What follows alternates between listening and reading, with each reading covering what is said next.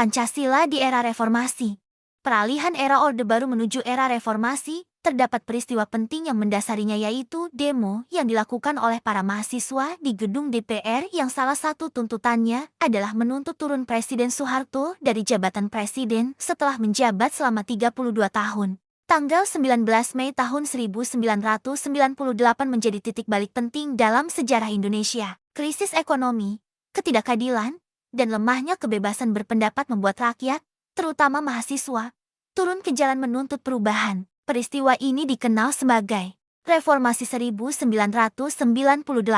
Reformasi 1998 terjadi karena masyarakat merasa pemerintahan saat itu terlalu otoriter dan tidak sepenuhnya menjalankan nilai-nilai Pancasila. Kebebasan pers dibatasi, korupsi semakin meluas, dan suara rakyat tidak didengar. Mahasiswa dari berbagai daerah melakukan aksi damai untuk menuntut perubahan. Mereka menginginkan pemerintahan yang lebih demokratis, adil, dan terbuka. Pada tanggal 21 Mei tahun 1998, Presiden Soeharto akhirnya mengundurkan diri setelah memimpin selama 32 tahun. Peristiwa ini menjadi awal akhirnya era reformasi di Indonesia. Nilai Pancasila dalam reformasi.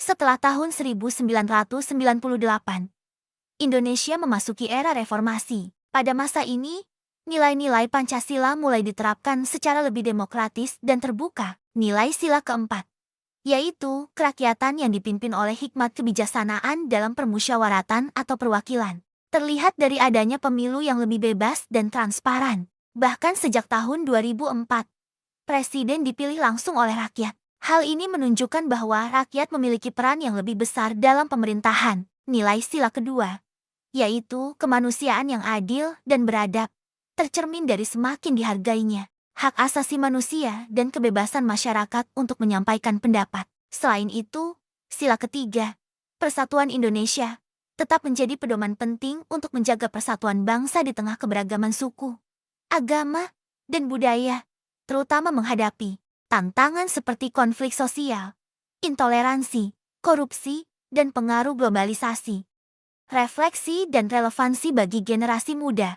Dari sejarah reformasi, generasi muda dapat belajar bahwa perubahan besar dapat terjadi ketika masyarakat berani menyuarakan kebenaran dengan cara yang damai dan bertanggung jawab. Nilai-nilai Pancasila masih sangat relevan hingga saat ini.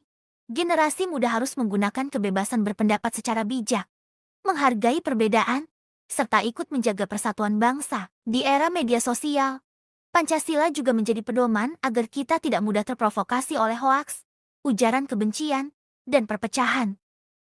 Penutup.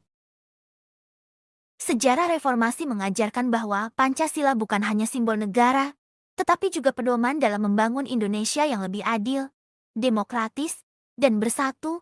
Tugas generasi muda adalah menjaga dan mengamalkan nilai-nilai tersebut dalam kehidupan sehari-hari. Terima kasih.